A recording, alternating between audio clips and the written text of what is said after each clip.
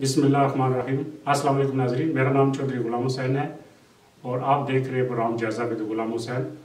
नाज़रीन, आज हमने अपने प्रोग्राम में जिस शख्सियत को दावत दी है वो मुस्लिम रिसोर्स सेंटर के साबका रुकन हैं, पाक शहीन क्रिकेट क्लब के चेयरमैन हैं और यहाँ के सोशल वर्कर हैं और इनकी यहाँ पे जो लोकल और इंटरनेशनल इश्यूज़ हैं उन पे बड़ी गहरी नज़र होती है। इनका नाम राजा शहजाद साहब है। तो राजा शहजाद साहब, वेलकम टू द प्रोग्राम। बिस्मिल्लाहिर्रहमानिर्रहीम। चौधरी साहब, बहुत बहुत शुक्रिया आपका कि आपने आज के प्रोग्राम में मुझे इनवाइट किया।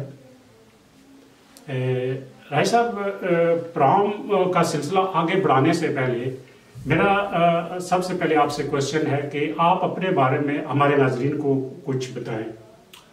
जी सर, मैं चौधरी साहब इंग्लैंड में 11 साल का था। 1972 में यहाँ आया और यहाँ की जो लोकल मस्जिद है ईगल स्ट्रीट, वहाँ मैं पढ़ा और उसके बाद जो मैं जवान हुआ 14-15 साल का, तो मैंने कोशिश की कि मस्जिद में के मामलात में रनिंग में भी हिस्सा लूँ यंग एज में, और उसके अलावा जो दीगर वॉलंटरी ऑर्गेनाइजेशंस हैं उनमें भी मैंने हिस्सा लिया।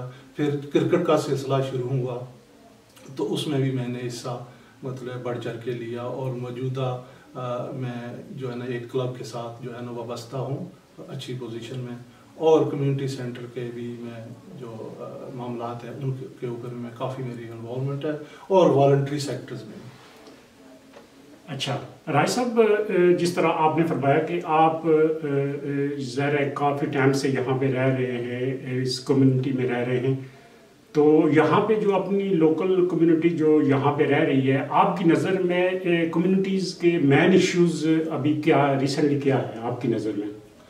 मेरे ख्याल में जैसा कि आपने फरमाया कि मेन इश्यूज जो हैं वो सोशल और कल्चरल ज़्यादा हैं, रिलीजियस इतने नहीं हैं इश्यूज, लेकिन काफ़ी सारे और मामलात जो हैं सोशल और कल्चरल जो हैं उनके ऊपर मज़ीद हमको जो है ना इम्प्रूवमेंट चाहिए। कि जैसे हमारे काउंसलर हज़रात भी काफ़ी हैं और जो मस्जिद है उसका भी बहुत बड़ा रोल होना चाहिए। हम काफ़ी मतलब है कि दूसरी कम्युनिटीज़ के लिहाज से हम काफ़ी पीछे हैं बहुत सारे इश्यूज के ऊपर। यानी आपकी नज़र में इशू कौन से हैं जो जिनको रिजॉल्व करने की ज़रूरत है? रिजॉल्व करने की जो हमारी यंग जनरेशन है उनको एक तो है कि मस्जिद की तरह इंटरेक्ट करना, जो ड्रग्स हैं या मतलब है कि मिसयूज़ जो है ना कि चीज़ें होती हैं जैसे कि गाड़ियाँ हैं और इश्यूज सोशल इश्यूज काफ़ी हैं जहाँ पे हमको चाहिए कि यंग जनरेशन को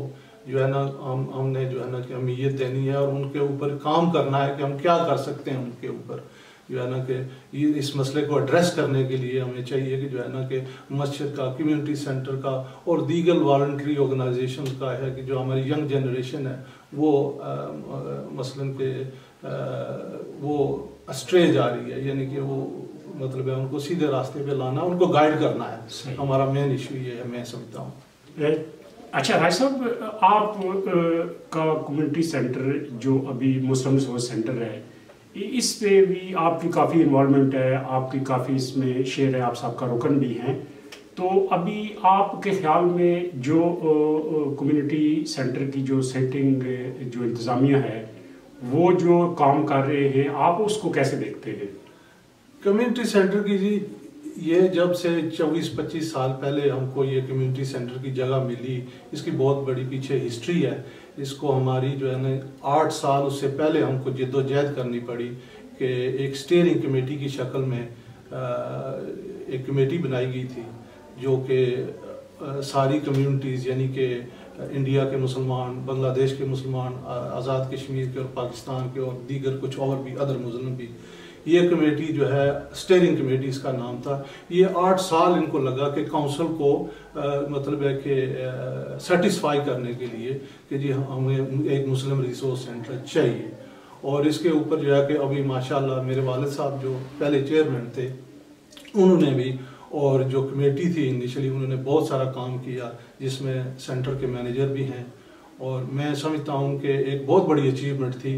और देखें जी, शादियां होती हैं और मसले होते हैं कम्युनिटीज़ को, दूसरे फंक्शंस यानी कि पॉलिटिकल फंक्शंस हो गए, शादियां हो गई, हर बंदा जो है वो मसलन बड़े होटल तो नहीं बुक कर सकता जिसमें कॉस्ट इतनी हाई होती है। सो ऑर्डिनरी जो मुसलमान है या कोई भी है उसके लिए जो है ना एक सेंटर है जो बुक कर सकता है रीजनेबल प्राइस एक सेटअप है जो आपका कहने का मकसद ये है। जी जी। तो अभी राय साहब जो अभी रिसेंट आप फ्यूचर में आप देखेंगे कि अभी कुछ इलेक्शन की भी जो मुस्लिम स्पोर्ट्स सेंटर है उसके जो तैयारियां हो रही हैं, तो आप क्या समझते हैं कब तक ये इलेक्शन जो इंतजामिया है ये करवा देगी? इसमें कुछ शकूक व शबात है, कुछ लोग कह रहे हैं कि इसको ये मजीद डिले कर रहे हैं खुद जान के, तो आप इसके बारे में क्या कहेंगे? जी, दरअसल इसकी जो है ना ये हिस्ट्री है कि इसका जो मॉडल है, जो इलेक्शन या इलेक्ट्रोल का या सिस्टम है जो कमेटी इलेक्ट करने का, ये काउंसिल का मॉडल लिया हुआ था इनिशियली। तो उसके बाद जो है कि 10-12 साल के बाद इसको चेंज कर दिया गया कि वो मॉडल हम नहीं करेंगे कि खर्चे की बिना पर या जो भी बिना पर।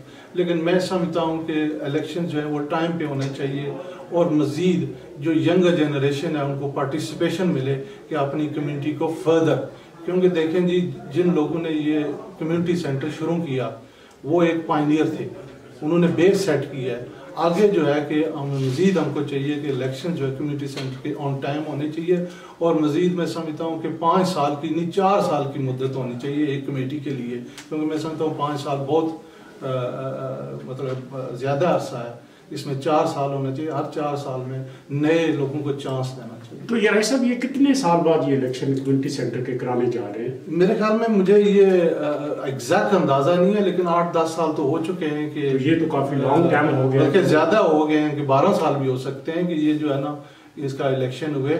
और ये अच्छी बात नहीं है अपनी कम्युनिटीज के लिए कि शुक व शुबहत और डाउट पैदा करने की, क्योंकि जब आप ये इलेक्शंस नहीं टाइम पे कराएंगे तो डाउट्स पैदा होंगे। सही है। तो राय साहब, आप यानी ज़ाहिर कम्युनिटी सेंटर में आते भी हैं, जाते भी हैं, और जो मस्जिद नूरुल इस्लाम है उसमें भी आपके वाले साहब जो हैं वो गालिबन नायब सदर हैं, तो ये जो मस्जिद के मामलात चल रहे हैं उसमें आप क्या कहेंगे? देखें जी, मस्जिद जैसा कि ये ओरिजिनल जो ऑर्गेनाइजेशन थी ये इस्लामिक ब्रदरहुड थी, तो नूरुल मस्जिद की जो ऑर्गेनाइजेशन जो रन करती है, माशाल्लाह ये काफ़ी अरसे से, यानी कि जब से ये मस्जिद बनी है तो अच्छी कमेटीज़ आई हैं और अच्छी तरह उन्होंने चलाया। जैसे कि जो हमारे पुराने जो बुजुर्ग थे वो पायनियर थे, उन्होंने एक बेस सेट किया, आगे मज़ीद उसको इम्प्रूवमेंट्स चाहिए, और मैं समझता हूँ कि इम्प्रूवमेंट्स हो रही हैं। जैसे कि पिछले 5-7 साल में मैं समझता हूँ कि जो ज़रूरत थी हमको इम्प्रूवमेंट्स की, जैसे कि चेंज ऑफ कमेटी या चेंज ऑफ पर्सनल, उन्होंने मज़ीद बहुत अच्छे काम किए। सही है।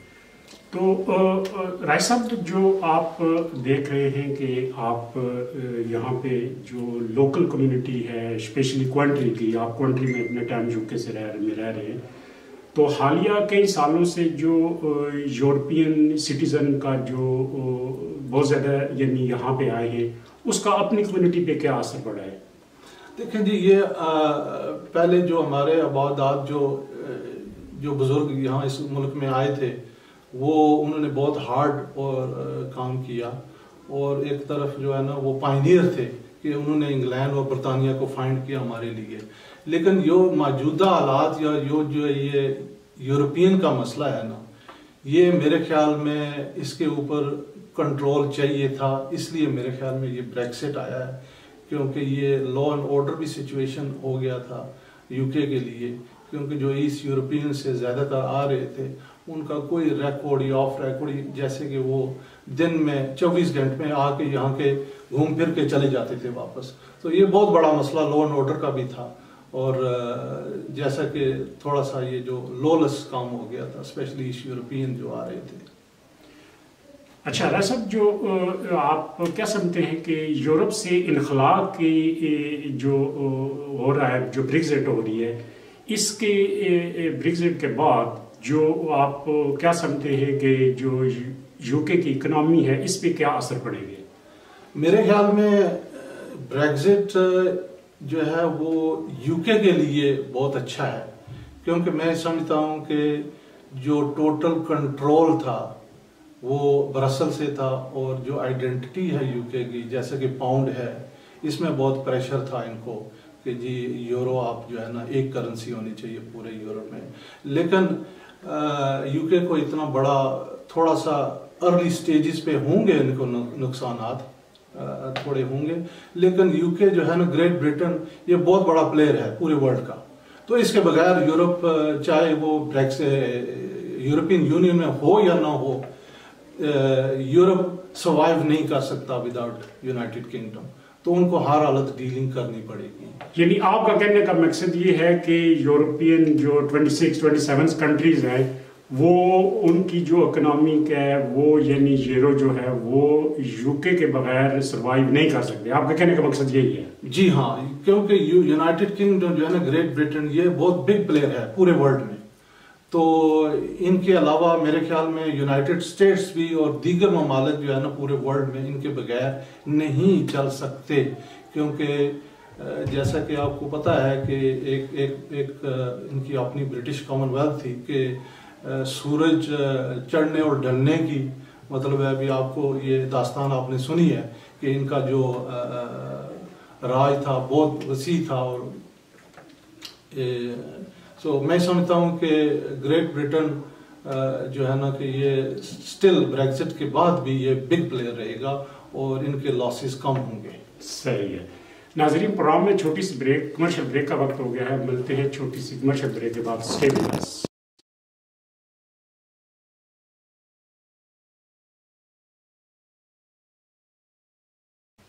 जी वेलकम बैक नाजरीन। हम अपनी गुफ्तगू का सिलसिला वहाँ से शुरू करते हैं जहाँ ख़त्म किया था। तो राय साहब, अभी आप क्या समझते हैं कि जिस तरह ये कंट्री है, कंट्री में जो अगर आप देखा जाए लास्ट काफ़ी सालों से ये जो है ये लेबर पार्टी का गढ़ रहा है, तो इसकी क्या वजह है? दरअसल इसकी वजह यह है कि ये बहुत बड़ा क्रेडिट जाता है जो हमारे भाई साहबान या बुजुर्ग जो भी कंसर्वेटिव पार्टी में इनिशिएट जो किया था, तो जो उनकी कामयाबियां थी, जो हमारे पहले काउंसलर बने, वो जो ये जो फौजल का जो है ना अवार्ड है, इसमें पहले कंसर्वेटिव वालों ने इसको जीता है। और पहले हमारे जो मुसलमान या पाकिस्तानियों को चांस कम मिलता था कि उनको टिकटें या काउंसलर खड़े होने के। तो ये मैं समझता हूँ कि ये क्रेडिट जो है ये कंसर्वेटिव वालों को जो है ना पहले जाता है, जो हमारे भाई उस बार जो इलेक्ट हुए थे या जिन्होंने जिदोजहद की थी, उसमें राजा अली असगर भी शामिल थे और दीगर औलमा भी शामिल थे, जिनको ये क्रेडिट जाता है, मैं समझता हूँ। यानी यहाँ की जो लोकल सियासत है, उनमें लोकल सियासत है जो स्पेशली फौजल की, और जो हमारे जो फौजल के ज़्यादातर हमारे काउंसलर फौजल में हैं, वो है तो 4-5 हैं, और इलाकों में भी हैं, दूसरी वार्ड्स में भी हैं। लेकिन इनिशियली जो ब्रेक थ्रू जिसको मैं समझता हूँ कि हमारे काउंसलर्स बनने या हमारी पॉलिटिक्स में आना और काउंसिल में नज़रअंदाज होना, ये मेरे ख्याल में कंसर्वेटिव के जो हमारे रुकन बने थे या जो कंसर्वेटिव की थी ना, मैं समझता हूँ कि ये उनको क्रेडिट जाता है। मैं किसी की साइड नहीं ले रहा हूँ, लेकिन जो हकीकत है, जो रियलिटी यही है। सही। तो राय साहब, अगर हम पाकिस्तान की सियासत की बात करें तो आपने देखा होगा कि अभी यानी जुलाई में जो है पाकिस्तान में जो है इलेक्शन ड्यू हैं, उसकी अनाउंसमेंट भी हो गई है। तो लेकिन आपने देखा होगा कि जिस तरह के निगरान सेटअप के लिए जो सियासी पार्टियां हैं, उनके दरमियान जो यानी गवर्नमेंट और अपोजिशन के दरमियान, फेडरल गवर्नमेंट में भी और सूबाई असम्बलियों के भी लिए जो उनके निगरान सेटअप के लिए जो उन्होंने आपस में मुज़ाकरात किए, तो एक दो आप जगहों को छोड़ के आप देखते हैं कि उनका किसी यानी वो नतीजे पे नहीं पहुंच सकते। तो आप क्या समझते हैं कि हमारी अब जो सियासी पार्टीज हैं उनमें अभी तक वो मैच्योरिटी नहीं आई है कि वो खुद कोई डिसीजन कर सके? अभी जिस तरह मेरे ख्याल में बलूचिस्तान और एक दो और सूबे हैं जिनका जो निगरान सेटअप का जो डिसीजन है वो कमेटी के पास चला गया है। तो आप क्या समझते हैं कि हमारी जो पॉलिटिकल पार्टीज हैं वो अभी तक इतनी मैच्योर नहीं हुई है कि खुद से कोई फैसला कर सके?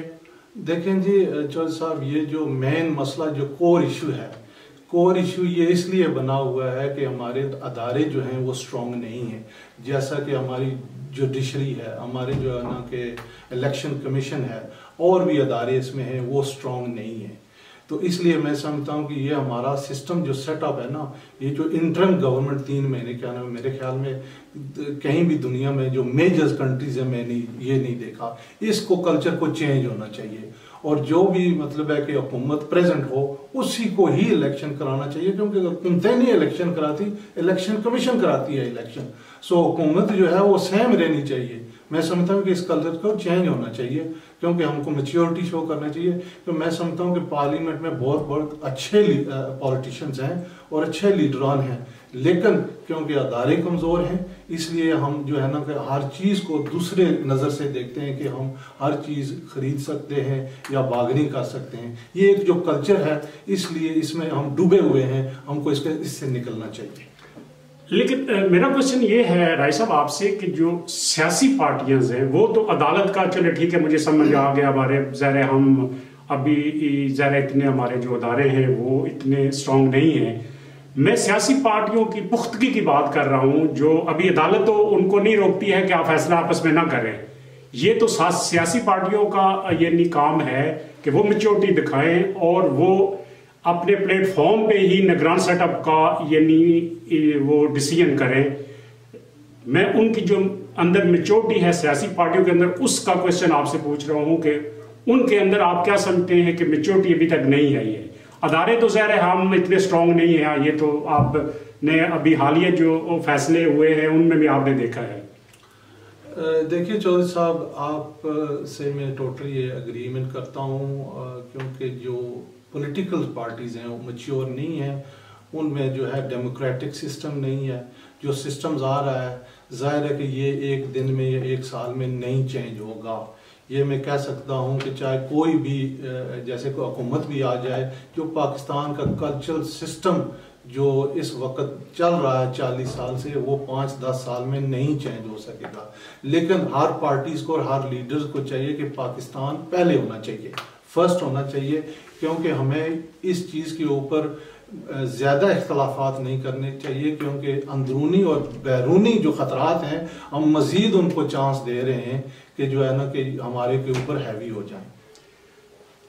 स्पेशली राय साहब आपने देखा होगा कि जो पीटीआई है वो तो यानी ये जो उनके साथ गवर्नमेंट पंजाब के साथ उनके जो डिलाग चल रहा था निगरान सेटअप के लिए, वो उन्होंने तो कम्प्लीटली मजाक बना दिया है इसको कि उन्होंने पहले सबसे पहले आसिफ खोसा साहब का नाम दिया, फिर उसको ड्रॉ कर लिया। हालांकि जो पंजाब गवर्नमेंट है, सीएम साहब हैं शहबाज शरीफ साहब, वो इस पर एग्री भी हो गए थे। इसके बाद उन्होंने आसिफ खोसा का नाम वापस ले लिया, अभी हसन अस्करी साहब का नाम दिया और ओरियन मकबूल साहब का नाम दिया, फिर उनके नाम से अभी फिर यानी वो ड्रॉ कर लिया, अभी याज मीर साहब का नाम आ रहा है। तो ये आप क्या देखते हैं, ये यानी पार्टी जो है ये सीरियस नहीं है या पीछे से इनकी कोई तारें ला रहा है, कोई डिसीजन नहीं इनको कराने दे रहा है? देखिए जी, ये बहुत बड़ा सेटबैक और ड्रॉबैक है और उनकी पीटीआई की इमेच्योरिटी है। देखें जी, कोई भी आदमी है, कोई भी शख्सियत है, जब एक बार आप अग्रीमेंट करते हैं कि जी इस शख्स को लाएंगे, तो मैं समझता हूँ कि वो उस आदमी के लिए अच्छी बात नहीं है। यानी कि इन्होंने जो यू टर्न लिया, मैं समझता हूँ कि ये उनकी बहुत बड़ी इमेच्योरिटी है और मैं समझता हूँ कि उनका बचपना है कि ये उन्होंने ये जो कदम उठाया है, मैं समझता हूँ कि टोटली मेरे हिसाब से ये अनएक्सेप्टेबल है। तो राय साहब, जो अभी ड्यू इलेक्शन है 25 जुलाई को, तो जिस तरह के अदालत के अभी फैसले भी आए हैं, फिर उसको कलअदम करा दिया है, आज भी सुप्रीम कोर्ट पे उस पर फिर उसका पे स्टे ऑर्डर आ गया है। तो सबसे पहला मेरा क्वेश्चन इस मौजू पे आपसे ये है कि आप क्या समझते हैं कि ये 25 जुलाई तक इलेक्शन हो जाएंगे, टाइम अन टाइम हो जाएंगे, या इसमें कोई डिले देख रहे हैं? देखिए जी, मैं समझता हूँ कि चौधरी साहब कि ये जो इलेक्शंस है, अगर 1-2 माह डिले भी हो जाएं तो इसमें कोई हर्ज नहीं है। देखें जी, जो मियां नवाज शरीफ साहब के जो केसेस हैं या दीगर अदर जो केसेस चल रहे हैं, कि इनको जो है ना ये निपटाना और सॉर्ट आउट करना इलेक्शन से पहले, मैं समझता हूँ कि बहुत ज़रूरी है। मैं समझता हूँ कि इस इमाम में सभी हैं और इसमें कोई पाक व शफाफ नहीं है। मैं समझता हूँ कि अभी वक्त आ गया है कि सभी को अक्रॉस द बोर्ड मतलब है कि सभी की इंक्वायरी होनी चाहिए, और सभी का जो है ना कि इंक्वायरी के बाद और केसेस के बाद सभी को मैं समझता हूँ कि क्लीन चिट और ग्रीन लाइट मिलनी चाहिए। क्योंकि ये देखें, ये 40 साल से होता रहा है। एक दो शख्सियत के ऊपर या एक दो लीडरान के ऊपर ये थोप देना कि आपने ये किया है, आपने ये किया है, आपने चोरी डाका डाला है, ये मैं समझता हूँ कि ये पाकिस्तान के लिए अच्छी बात नहीं है, क्योंकि 40 साल में ये सभी लोग करते आए हैं। अच्छा राय साहब, अगर अदालत के हवाले से बात की जाए तो ज़ाहिर है हम अदालत उज़्मा का एहतराम करते हैं, हम उनके जो डिसीजन है उनको हम चैलेंज तो नहीं कर सकते, क्रिटिसाइज तो नहीं कर सकते, लेकिन जो उनकी जजमेंट आती है उस पे यानी हमारा बात करना, हम पे तबसरा करना, ये जो हमारा हक है। तो आप क्या समझते हैं कि जो पाकिस्तान में जो अदालतें काम अभी कर रही हैं वो यानी इंडिपेंडेंट काम कर रही हैं, या आप उसको समझते हैं कि ये जो है ये किसी के साथ ज्यादती कर रहे हैं? आप क्या समझते हैं? मेरे ख्याल में ये बहुत डिफिकल्ट क्वेश्चन है कि 100% इसको करना कि ये 100% राइट है, लेकिन मैं समझता हूँ कि 50% जो है कि इसमें कुछ हकायक जो हैं वो सच हैं कि जी हमारे मुल्क में अक्रॉस द बोर्ड जो है वो एक बार होना चाहिए, सभी का एहतसाब होना चाहिए। इसमें कोई नहीं, चाहे वो PTI है, पीपल पार्टी है, नून लीग है, FFA है, जो भी है, अक्रॉस द बोर्ड होना चाहिए। लेकिन मेरे ख्याल में इसको इतने एक्सटेंट तक ना ले जाएं कि जैसा कि मियां नवाज शरीफ को उन्होंने ताहयात नाइल कर दिया, क्योंकि मैं समझता हूँ कि सभी करते रहे, सभी का पार्ट है पिछले 40 साल में कि जो उन्होंने लूट मार जो भी की है, सभी का जो है ना ये वतीरा रहा है। लेकिन मैं समझता हूँ कि एक बंदे को मुल्ज़म या पूरा मलबा है उसके ऊपर थोप देना, ये मेरे ख्याल में ये बात ठीक नहीं है। लेकिन ये मैं कह सकता हूँ कि यानी आपकी नज़र में अदालतें 100% काम नहीं कर रही? मेरे ख्याल में 100% नहीं है, लेकिन एक रूट बन गया है कि मेरे ख्याल में टाइम आ गया है, लेकिन इसमें टाइम लगेगा। यानी स्लोली उसमें बेहतरी की तरफ जा रहे हैं, बेहतरी की तरफ स्लोली जा भी रहे हैं, और उनके पास और कोई चॉइस नहीं है। आप फास्ट लाइन में नहीं जा सकते, क्योंकि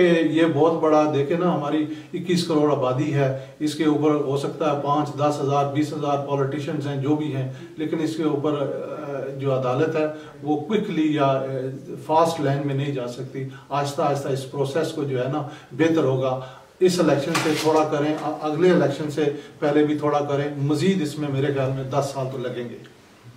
तो राय साहब, जो आप देखते हैं जो अदालत आलिया ने ख्वाजा आसिफ के फैसले में सुप्रीम कोर्ट ने जो जजमेंट दी है, जी जी, तो क्या आप ये नहीं समझते कि सैम नवाज शरीफ साहब का जो केस था वो भी सैम था, उसमें उनको नायल करार दे दिया। जहांगीर तरीन का जो केस है वो भी सैम इससे मिलता जुलता है, उस पर भी उनको जो है वो तायाब नायल हो गए। और ख्वाजा आसिफ साहब की जो जजमेंट आई है उसको आप किस तरह देखते हैं? इस फैसले को आप किस तरह देखते हैं? मेरे ख्याल में ख्वाजा आसिफ साहब का और जहांगीर तरीन वो उनका थोड़ा सा केस मुख्तलिफ डिफरेंट है, इसलिए कि वो पार्टी के हेड नहीं थे। मियां नवाज शरीफ साहब जो हैं वो पार्टी के हेड हैं और बहुत बड़े लीडर हैं, जिनकी बहुत सारी मतलब कुर्बानियाँ कह लें या बहुत सारे जो है उनके मतलब जो पास्ट में 3 दफ़ा वज़ीर आज़म रहे हैं, तो उनकी बहुत बड़ी रिस्पॉन्सिबिलिटी थी और वो एक रिस्पॉन्सिबल पोजीशन में थे। तो उनकी जो गवर्नमेंट्स में जो कोताहियाँ या मिस्टेक्स हुई हैं वो मेरे ख्याल में इनसे ज़्यादा है, लेकिन फिर भी मैं कह रहा हूँ कि इतने एक्सटेंट तक नहीं है कि उनको ताहयात नायल किया जाए। लेकिन मैं समझता हूँ कि अक्रॉस द बोर्ड अगर किसी ने इतनी ज़्यादती नहीं की है तो मैं समझता हूँ कि सबको मतलब ग्रीन चिट देनी चाहिए कुछ अरसे के बाद। लेकिन ये अपने अदालतों को तायन करने पर सुप्रीम कोर्ट के जजेस, मुअज़्ज़ज़ जजेस जो हैं उनको सोचना पड़ेगा कि आपको ये फेयर डिसीजन लेनी पड़ेगी। फेयर डिसीजन का मतलब है कि इतना एक्सटेंड या ज़्यादा ताहयात, ये मेरे ख्याल में ये ज़्यादती है एक लीडर के खिलाफ। अच्छा राय साहब, हम प्रोग्राम में एक छोटी सी ब्रेक की तरफ जा रहे हैं।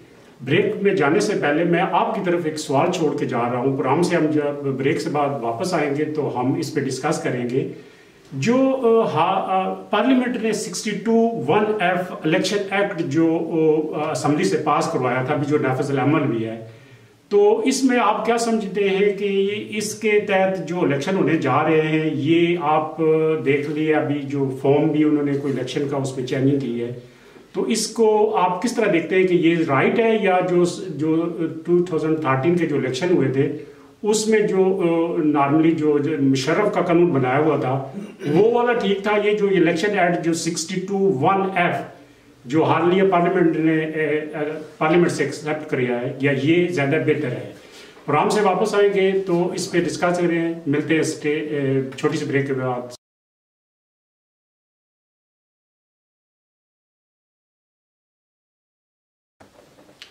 जी नाज़रीन, welcome to back in program. नाज़रीन, ब्रेक पे जाने से पहले हमने राय साहब के लिए एक क्वेश्चन छोड़ा था, तो जिन नाज़रीन ने हमें अभी अभी ज्वाइन किया है तो मैं अपना जो क्वेश्चन है दोबारा रिपीट कर देता हूँ। क्वेश्चन ये है कि राय साहब जो अभी जो रिसेंटली जो इलेक्शन एक्ट 62(1)(f) आया है, इसके तहत जो इलेक्शन अभी होने जा रहे हैं, ये ज़्यादा बेटर है या जो जिसके तहत 2013 के इलेक्शन हुए थे? इसमें तो अगर आप डिफरेंट देखें तो बहुत बड़ा डिफरेंट है। ज़ाहिर है आप इसमें हमें मज़ीद ज़्यादा बेहतर बता सकते हैं क्योंकि आपकी नज़रों इन चीज़ों पर बड़ी गहरी नज़र है। तो क्या आप क्या समझते हैं इनमें दोनों में से जो बेटर है वो आप किसको देख रहे हैं, ये जो भी इलेक्शन रिफॉर्म हुई है? चौधरी साहब, ना तो वो ही टोटली 100% बेटर था और ये तो बिल्कुल ही बेटर नहीं है, क्योंकि जो है ना कुछ तो मतलब क्वेश्चंस होने चाहिए आपकी जायदाद के बारे में, आपका क्रिमिनल रिकॉर्ड है, मतलब एसेट्स डिक्लेयर करना ये होना चाहिए, आपकी ड्यूल नेशनलिटी है ये भी होना चाहिए। मैं समझता हूँ कि ड्यूल नेशनलिटी ये बहुत बड़ा क्वेश्चन मार्क है। क्रिमिनल अगर कोई रिकॉर्ड है, क्रिमिनल रिकॉर्ड ये भी बहुत बड़ा क्वेश्चन मार्क। तो ये दो मेन पॉइंट जो है ना ये बहुत बड़े हैं।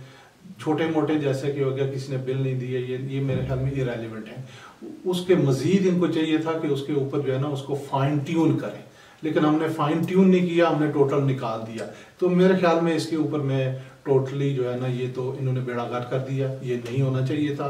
क्योंकि जो पहले जो 13 से पहले जो था वो मेरे ख्याल में उसके मजीद उसको चाहिए था फाइन ट्यूनिंग के लिए, उसको थोड़ा सा रिड्यूस करने के लिए जो जो इम्पोर्टेंट चीज़ें थी उनको रखना और जो नहीं थी वो निकाल देते। लेकिन टोटली इसको निकाल देना मेरे ख्याल में ये अच्छी बात नहीं है, क्योंकि यानी आपके नज़र में जो 2013 में जो इलेक्शन हुए थे वो जो एक्ट जिसके एक्ट के तहत वो इलेक्शन लड़े गए थे वो ज़्यादा बेहतर थे। वो जो सिक्योरिटी थी उस में जो उम्मीदवार थे उनके जो है वो अच्छे तरीके से यानी उनको जांच उनकी हो सकती थी। अभी जो ये जो है इसमें के मैं थोड़े पढ़ देता हूँ। इसमें आप अगर आप यूटिलिटी बिल आपने पे नहीं किया हुआ है तो तब भी कोई प्रॉब्लम नहीं। अगर आपको किसी जो ये इन्फॉर्म इन्होंने की थी तो ये मेरे ख्याल में आप इसको ज़्यादा बेहतर एक्सप्लेन कर सकते हैं। ये आप क्या समझते हैं कि ये तमाम सियासी पार्टियों ने रिसेंटली इसको जो है पार्लियामेंट से पास करवाया है, तो आप क्या ये समझते हैं कि ये सारी जो सियासी पार्टियां इनकी बदनीति पे मबनी है? ये जो मेन पॉइंट्स है वो इन्होंने इससे निकाल दिए, ये आप इन सियासी पार्टियों की बदनीति समझते हैं या क्या समझते हैं? देखो जी, मैं समझता हूँ कि जो ज़्यादातर पार्टीज हैं ये लीडर मेरे ख्याल में इनके हाथ बांधे हुए होते हैं। ज़्यादातर जो मेंबरान हैं इनके या जो मेंबर्स हैं नेशनल असेंबली के, कुछ ऐसे जो रूल रेगुलेशंस या जो ऐसे जो है ना कानून, इसके ऊपर उनका ज़्यादा हाथ होता है। तो मैं समझता हूँ कि जो लीडरशिप है उनको स्ट्रॉन्ग होना चाहिए और अक्रॉस द बोर्ड और सारी लीडरशिप को मिलजुल के बहना चाहिए और कहना चाहिए कि ये हम इसके ऊपर हम ब्लैकमेल नहीं होंगे। क्योंकि देखें कि ये जो पार्लियामेंट है इसके जो भी रुकन या मेंबर्स हैं ये एक माँ बाप का रोल अदा करते हैं।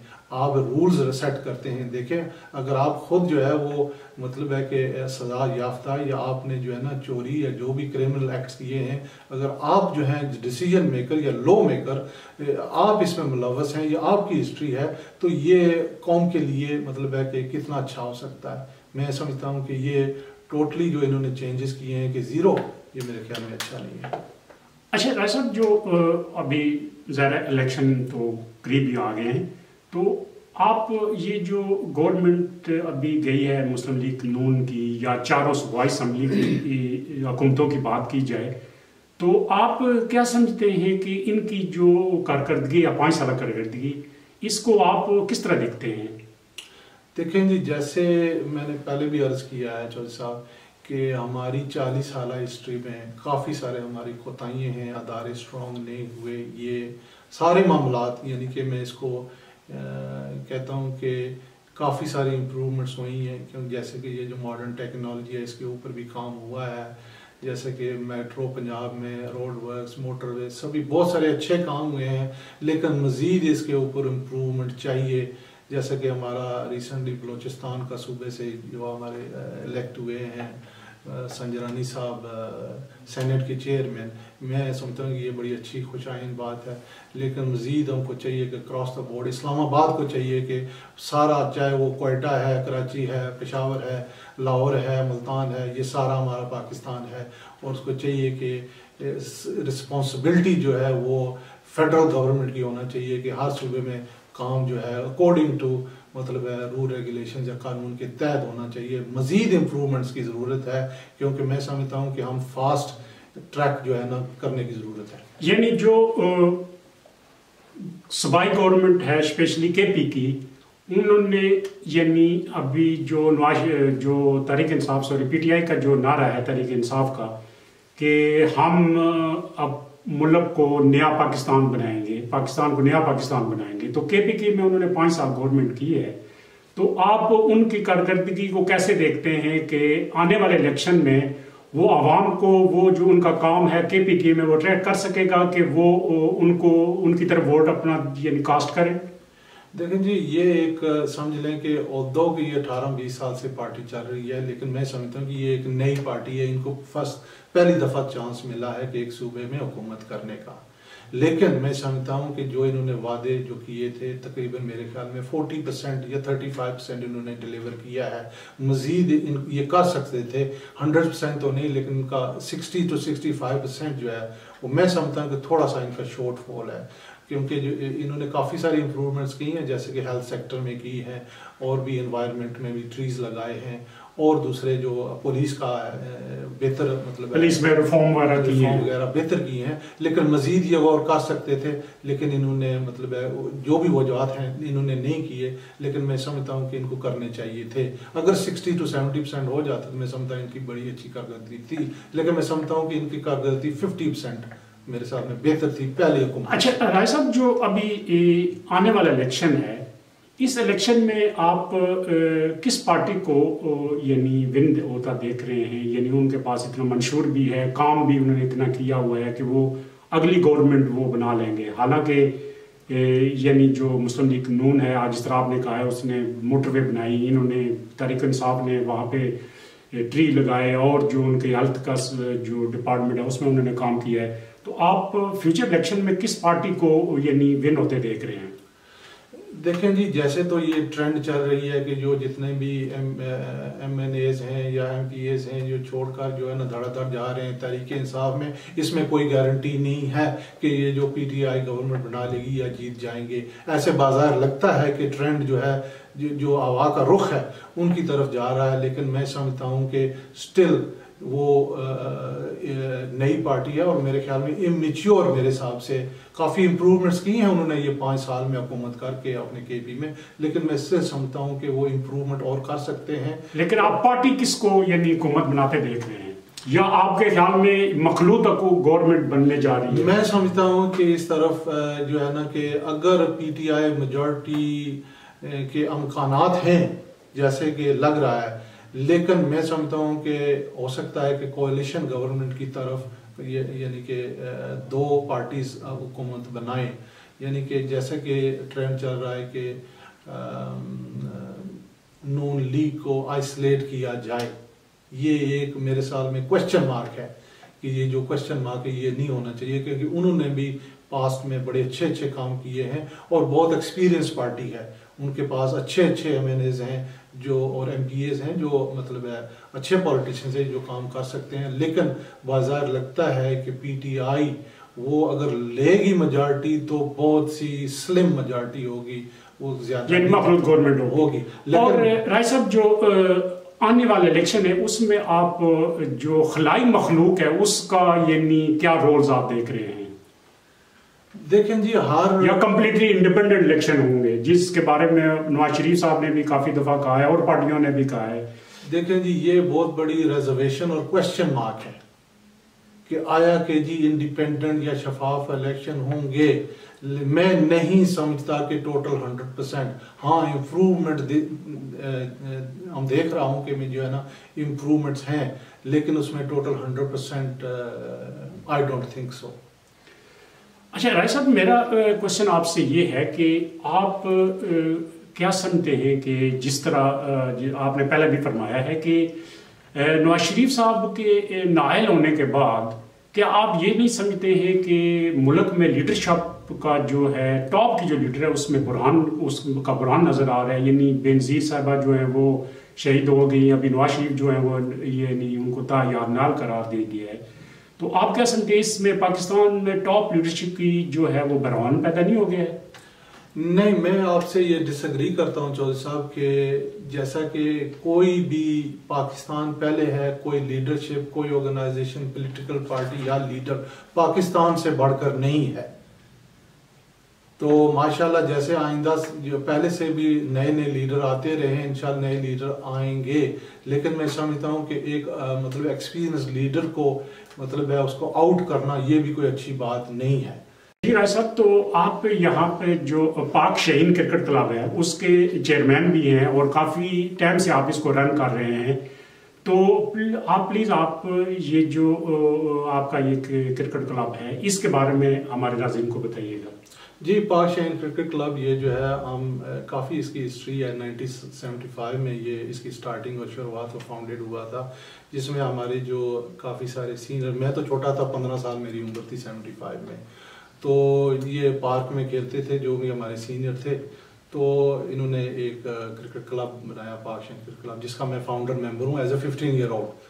तो मज़ीद इसकी हिस्ट्री हम चलते रहे और 80s के दौर में जब जो नेक्स्ट हमारी जनरेशन जैसे कि मैं यानी कि अरूज पे आए, तो हमने इसको कोशिश की कि इसको बेहतर ऑर्गेनाइज्ड क्लब बनाएं और हमने ये जो वारिक शहर जो मौजूदा जो ज़िले की लीग है उसमें एंटर किया, जिसमें हमारी 3 साइड्स हैं, सैटरडे सीनियर, उसके अलावा हमारी 3 जूनियर साइड भी हैं, उसके अलावा हमारे पास काइट मार्क भी है कि जो इंग्लैंड क्रिकेट बोर्ड ने इशू किया है। उसके जो है ना कुछ क्राइटेरिया होता है, जैसे कि आपको वेलफेयर ऑफिसर्स होना चाहिए, सभी जो कमेटी मेम्बरान हैं वो क्रेडिट यानी कि CRB checks, criminal record checks भी होनी चाहिए ताकि बच्चों के लिए एक सेफ एनवायरनमेंट हो। तो ये वाहिद एक क्लब है, पाकिस्तानी क्लब है, जिसने अपनी खुद लैंड खरीद के और खुद जो है वो एक क्रिकेट क्लब बनाया है। मैं ये रिपीट करता हूँ कि वाहिद एक पाकिस्तानी क्रिकेट क्लब है, पाक शहीन क्रिकेट क्लब, जो 1975 से शुरू है और आज तक 43 ईयर ओल्ड हो गया है। तो इसमें है कि ये वाहिद क्लब है पूरे यूके में कि जिसने अपनी जो है ना फ्री और लैंड खरीद करके तो एक अच्छा प्लेटफॉर्म दिया कवंट्री बच्चों के लिए, जहाँ पे ये खेल कूद या क्रिकेट खेल सकेंगे और सेफ एनवायरनमेंट में। तो राय साहब, आपका बहुत बहुत शुक्रिया। प्रोग्राम का वक्त बिल्कुल ख़त्म हो गया है, बहुत शुक्रिया आप प्रोग्राम में तशरीफ़ लाए। नाजरीन, आपने गुफ्तगू सुनी राय साहब की, तो फैसला आप खुद कर लीजिए। हमारा काम है आपके सामने जो हमारे गेस्ट आते हैं सारी पार्टियों के जो पॉइंट ऑफ व्यू हैं, उनके जो काम है उनको हाईलाइट करना, जो किसी पार्टी में कोई ऐसी खराबी है उसको भी बयान करना। फैसला करना आपका हक है, आप खुद फैसला करें कि आने वाले इलेक्शन में आपने किसको किस तरह वोट देना है या क्या करना है, कौन सी पार्टी आपके लिए बेहतर हो सकती है। हमारा पॉइंट ऑफ व्यू, इनका पॉइंट ऑफ व्यू सबका डिफरेंट हो सकता है, ये आपका राइट्स है कि आप अपना वोट अपने ज़मीर के मुताबिक दें। आपने गुफ्तगू सुनी। नाज़रीन, आपका बहुत बहुत शुक्रिया। अल्लाह ताला आपको और आपके आला खाना को हर मुसीबत से महफूज रखे। अल्लाह हाफिज़।